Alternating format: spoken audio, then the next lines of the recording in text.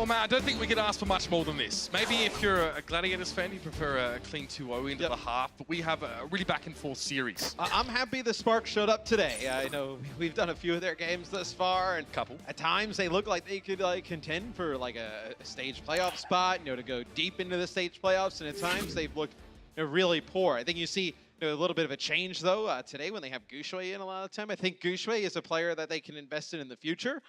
Very aggressive, very mechanically skilled. I think, like Bren said at halftime, though, just needs a little bit more time, with the team to gel. I mean, we could say the same for Raw as well on the side of the Gladiators. Both have had about the same amount of match days with their respective teams, and both of them like to throw out those Earth Shatters pretty willy-nilly, as we've seen so far. There was a head-to-head looking at their efficiency, but though they have both been centerpiece players because they've both often been involved in those first exchanges of kills or deaths, as it were, it definitely feels like the Spark are trying to target Raw. All right, let's see if this holds. For the Spark coming out with Rhine on defense. We usually always see the Winston here on defense to prevent against damage-dealing heavy comps. The Gladiators probably going to have a hydration check here on Sombra, see what they're running. They may stay on this when they see, well, let's see, Void going to go and switch over to Tracer. Do they stay on this when they see the right? Or they want to opt into the... Yes. Oh, okay, so now we have Decay going over to Widowmaker here. So we will see So it's not that Gushui is not a fantastic Winston player. He's known for that hero, especially his Primal Rage. Winston's awesome. Hangzhou just want to play with this. This composition requires them to play much closer together. Makes them really prime targets for Raw, who wants to drop on top, and Decay will be looking for anyone that gets split off. But Decay also, Widowmaker aficionado, Matt. He's definitely a hero that we've seen him highlight before. You don't have a ton of burst damage with this composition, though, from the Gladiators. Like, usually we see, instead of Tracer, or maybe with Tracer, you usually have, a solo support and a Pharah, because you're not really putting down a ton of damage when they're clumped up in this room. You're really relying on what, the Widowmaker to get a pick? Tracer's not going to be able to just dart in there and just get a pick off as Roar gets really low. He has to back out. Oh, doesn't get out with his life. Already one tick, though. Yep. But now they'll push on to the point. There's nothing that they can do to force them off. Decay just has to back away. You cannot challenge Ria, especially not in this form. Hydration having been spotted out fairly early on. The Spark are very careful not to really commit to the point too much, but they lost Ria now. Godsby is forced to back up, and a Pulse Bomb dropped in there by Void. Not a lot of healing, or at least it's happening fairly slowly for the Spark. So they're taking a while to bandage their wounds before they return to the fight. Looks like a hacked health pack inside that small room. That probably explains it. But Bebe going down to Hydration, who has an EMP and hasn't had to use it yet. This is slow but steady from the Gladiators. Yeah, and the Gladiators, they want to hold on to this EMP if you can use it. And this could be dangerous. Gushui actually charges right into Void. And they're actually going to ignore him. They're leaving Gushui there. Gushui has to drop off the edge of the map to try and get back to the rest of his team. He's just been left out to dry, and he quickly goes over the edge. But the Spark will be without their Reinhardt for the next 8 or so seconds. So Raw can take his time, at least in a sense. They want a big fight on the point because they want to get something with this EMP. Gushui's coming back. He's about to return with a Shatter. But they can spread out so far. You're not going to land a huge, game-saving Shatter here, you would think. This is not all in from the Gladiators. They are playing for picks with this composition. I like what the Spark are doing. They're playing actually Ria on the point. They use the Transcendence here early. And the rally. They get Void through it. Looks like the Spark are really gearing up for a huge engagement, and the Gladiators with their mobility are able to back off and force a lot of those ultimates to be committed. They go for the Transcendence late in the fight, though. It's like they decide to commit when they've already lost a couple plays. It's a bit odd. I wonder, do you stay on this to try and get a usage of the EMP? You do have changes here as Roar uses Minefield. He'll switch off of Wrecking Ball. You do stay with Hydration on Sombra. You want to try and get a usage of this EMP here, deny all the abilities for the Spark. Try and just brawl it out on the point. Gushui will not be happy being EMP'd, but he's got no choice. He was the only one that actually was EMP'd. Sound barrier from IDK, who wasn't affected by it at all. And because the Gladiators only affect one player with that Sombra ultimate, they end up losing Shaz and this fight. But Godsby does use his grab. They solo grab Shaz, so that kind of resets that ultimate in terms of where Decay is at as well. So that's actually not bad for the Gladiators, as You did invest the EMP, but you knew you were going to switch off of it anyway. Moving forward, as Hydration plays Brigitte now, you did get a grab usage and a sound barrier, and all you traded was EMP there. Pretty good when you're the Gladiators. And there's definitely a sense that the Gladiators are feeling like they can get the spark to force ults. And at that point, you're fighting from a 0 ult game. Gladiators now. I mean, they're going for the fancy footwork, going for these quick disengages when the spark try and use defensive ultimates. Speaking of which, they don't have any right now. Baybays will be the next to come up.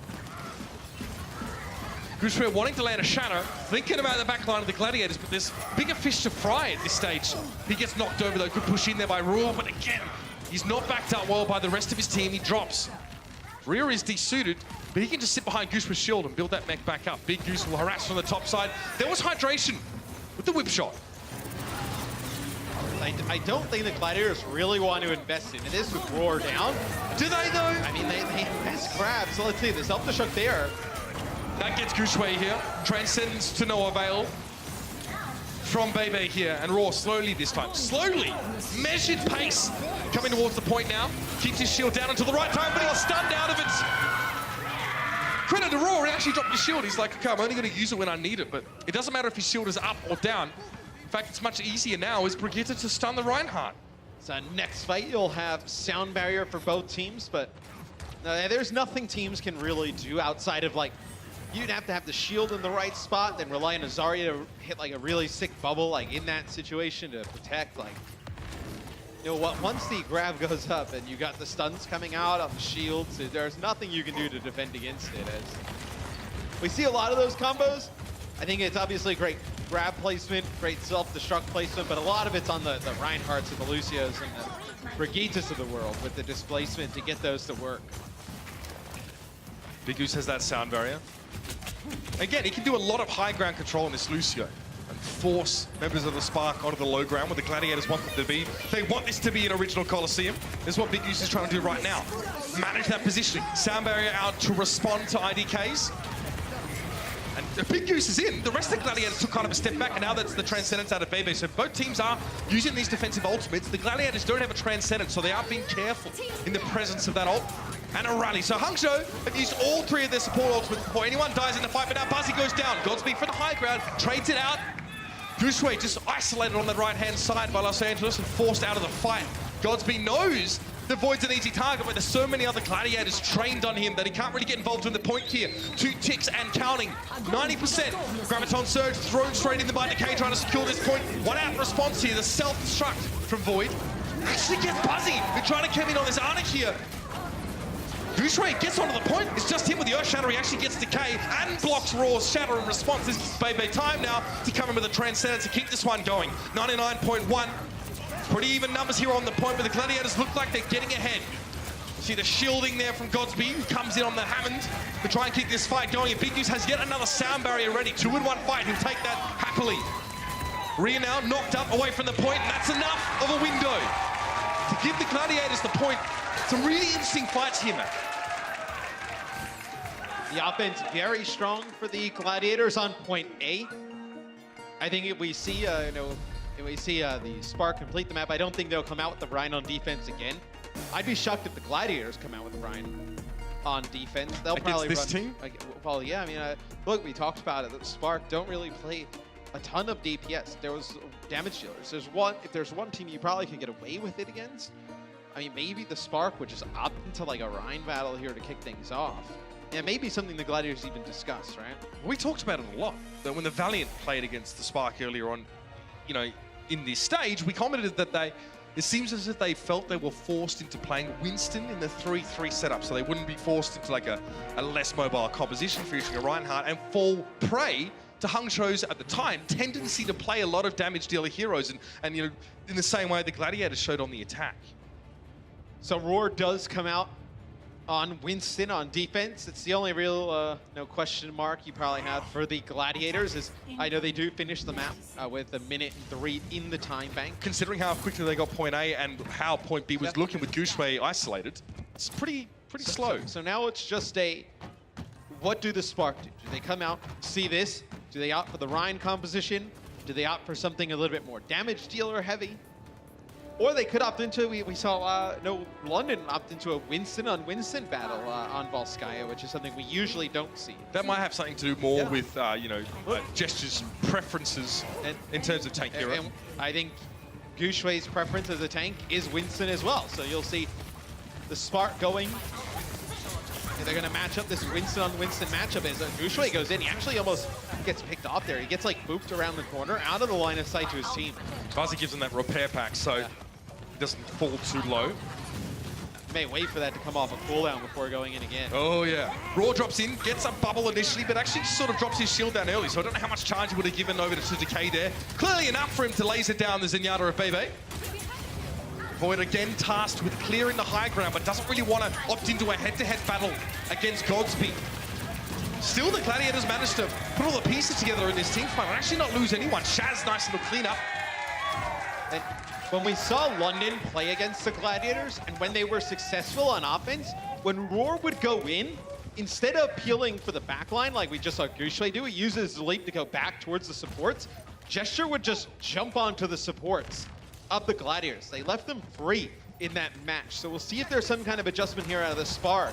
If they watched any of that match, they were able to make a big impact, London, when they were jumping onto the supports, letting the D.Va deal with protecting the backline. Well, that's the question, perhaps. And hopefully the Gladiators have gone back and seen that, and less something that the Spark could use against them, something the Gladiators have been able to improve. Rawhide to the bucket for the time being and allows the jump onto his backline by Gushui. This allows Raw to continue to control the high ground. He can just sit up on the top here. Now he's looking for his next entry point. He sees IDK in that backside. Graviton Surge being used, and Gushui getting in there with a Fist of Fury. Oh, nice, that was cute. Raw jumps across and throws a bubble over it. Just putting a biodome over that self-destruct, very cute. Sound barrier now being employed by the Hangzhou Spark, and they still want to push forward. Rhea stunned for a brief moment, but Raw is in the back line. Now he gets turned on. That was something he would have been worried about, but he gets a Primal Rage. Realizing there weren't too many low health characters inside the bunker, he just dips out for a brief moment, but some really classy play from Raw in the last couple moments. Oh, bouncy. And that time, Gushui didn't go back and protect the supports. He actually dove into the backline. But adjustments out of the LA Gladiators, they're able to keep everybody up. So now you have Transcendence and Rally here, a minute 30 on the clock to go. So both Zarya is getting close to Graviton Surge. If you're the Gladiators, though, you have the grab, you have support ult advantage. Maybe you want to just grab here early, get yourself a free fight, allow Void to build towards the self-destruct, Big Goose to get towards the sound. Put Hangzhou down to one more fight. Yep. I think they're thinking that too. Look at this aggressive push forward. The Gladiators now realizing they have the initiative, or at least they take it. Either way, it's theirs, and that's the grab. Shaz very quickly into Transcendence. It doesn't save Decay. And now a later Transcendence from Hangzhou. So theirs is layered favorably over the second part of this fight, and they'll use that to gain position. The Gladiators have to respect this. They back up. Void discorded on the high ground, so we can't really stick out for too long. Self-destruct thrown in over the top. Void probably just wanting to re-mech in this case and not trying to get any huge plays or kills. But Big Goose is now missing for the Gladiators. Void lays it out. Very quickly, Raw realizes he has to jump back. He is in Primal Rage, but there are 5 people from Hangzhou looking straight at him. It looks like they might have finally broken through. That aggression from the Gladiators turned against them with the later Transcendence from Bebe. And Godspeed gets low during the fight, but because Gushui has Primal Rage, you're not really worried about using the repair pack of Brigitte onto the Winston. You just pop Primal, gain all that health. So you start pocketing Godspeed there, letting him just keep that charge, keep going through with the damage as he's able to build up towards another grab. Remember I mentioned they were about even. They both had grab going in that fight. So we'll see. They try and take advantage of Gushui goes over to Reinhardt. They can absolutely snowball here, the Hangzhou Spark. Graviton Surge, it's big. Rip.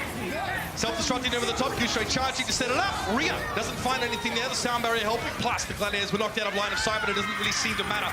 They are using defensive ultimates aplenty here. Hydration being stunned up. A finisher in Godspeed as he tries to chase Void down, who has no mech, so he can't do much at the moment. He does get back inside, but already 2 ticks being claimed by the Spark. 3 minutes 41. They are way ahead right now, Matt. And Void has to go in on his own. The Transcendence a little bit too late to keep him up, and Raw, again, trying to do something about this one, but even through the Transcendence, he was discorded. He went down mighty fast. Goose went charged in, Hydration missing, and that'll be it. Hangzhou Spark get the attacking success as well, and have a lead on time bank to boot. They've got to be happy. A surplus of what appears to be a couple minutes, 1 minute and 3 for the Gladiators. 3 minutes 26 for the Spark. Big advantage heading into our overtime.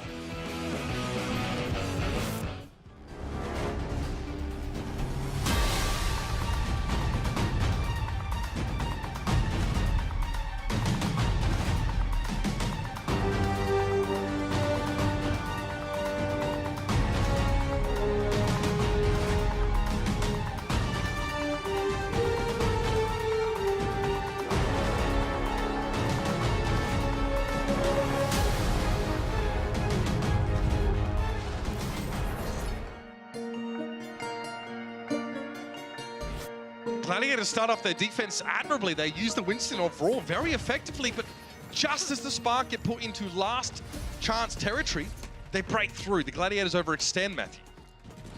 And it'll be the Spark on D again, so they opt to go with the Reinhardt composition yet again. When the Gladiators saw this last time, they ran the damage-dealing heavy comp. They come out here with the Reinhardt. See if they stay on this, or they see it again and then decide to swap off. So it was pretty successful when they went with the damage dealer. I mean, the Gladiators don't even open with a Sombra to scout, so they look like they're adamant playing this setup. To be fair, they probably play this setup because with a minute to go and you run the damage dealing heavy comps, you have to reset your ultimates for the second point. Take away your potential to snowball into a point beat victory. So if you win this first fight, right, and you take the point, you have that ultimate advantage going into the second one. You lose Roar there, that's tough. Yeah, you see Decay desperately trying to shield him, keep him alive. Void on the drive-by there, hoping to get that last little bit of extra damage on Gushway to remove him, but they get Ria's mech either way. Decay hanging out a little bit too long, and Godspeed's able to pick him up, though you see the hydration was sort of shielding his Zarya, but not enough to keep him alive, and it is last chance territory for the Gladiators. The Shu, this time, on the other foot. The Spark may need to give up a tick here, though. You have some players trickling back from the spawn, and Ria without a mech. All of the Spark are in position now. All their players have returned to the fight. 5 seconds left, and then we're into overtime. The Gladiators have to come up with an answer, and soon. Raw was discorded. He backs around the corner for the time being, but Void kind of caught out on the high ground. Yeah, he's going to be desuited first. Usually it's Raw, but it doesn't matter. The result is still the same. The Gladiators have run out of gas here. Big Goose has forced a sound barrier for no one but himself and Decay. Decay has been dealt with by 4 members of the Spark, and Godspeed is enough to deal with Big Goose by the looks. Shaz drops into on the point with the Transcendence, and Decay has to work in from the fringes. He goes for the Graviton Surge. He won't survive, though. It was just Shaz after the Transcendence. It's not enough. You know what I really love from the Spark today is just how aggressive they're playing. They take that fight at the corner, they just get aggressive right around it. And you can tell when you look at some of the healing stats, we've seen some interesting things in terms of damage dealt and players breaking records left and right. Right now with the Spark, you have Bazzi and Bebe making up about 85% of their overall healing done, which is a crazy amount. I mean, IDK playing Lucio only 5,000 healing throughout this whole first map, the whole map this far. Where on the other side for the LA Gladiators, Big Goose contributing about 25%, which is about 10% more healing for the team. Where you see they're just using the Brigitte to be kind of like, talk about Brig as like an off healer, who's like the main healer really in this composition. With the Repair Pack and Inspire, if you're able to keep the uptime, she's really kind of the main source of healing in this composition. And these fights have all been quite long. They've dragged out for a while, and the longer the Brigitte gets to swing, the more activations of her Inspire passive she gets, the more healing is given. She's recently been tuned to provide more healing in that case, and IDK is the kind of player that's often their hilltops, like Big Goose is there, trying to play from weird angles, get these boops, get people out of position. A lot of Lucios have been adopting that role as no longer really a centerpiece of that healing package. I mean, the plus side for Big Goose doing more healing is he's getting the sound barrier much faster than IDK. IDK getting sound barrier every 2 minutes and 10 seconds to 1 minute and 45 for Big Goose. Just stepped out to the plate. That aggression and speed, though. So the counter jump there from Raw. Goose just tickling, just testing the waters. But the Gladiators are forced off the bunker. Gushway pops his bubble down after his shield from Godspeed expires. Bazzi might be in trouble here. The Gladiators, they got a sniff of something there. They wanted to try and follow it up, but they were taking a lot of damage themselves. Void at half, and they need the D.Va to be healthy so she can control high ground. Spartan know they have time here. The issue is that we've seen them get too passive in this situation in the past, as Roar does get dangerously low. He went so far. He saw Pepe was low, and he's given it up. There's no way he was going to survive that. Not a chance. It's a capitulation now from the Gladiators map. This map hangs in the balance, and it's just Shaz on the point. Void pushed away. Maria ensuring the D-suit of his opposite number in that Diva roll, and that'll do the job. The Hangzhou Spark will take Volskaya, and it wasn't really that close at the end of the day. Again, Raw goes deep. Gladiators try and follow him up, but a couple of those connections just weren't being made. Now the Spark look to try and turn their fortunes around. A bit of an average week 2 for them, but now things seem to be looking up. There's still one more map to come. The Overwatch League is brought to you by T-Mobile. High ground or low ground, T-Mobile has you covered.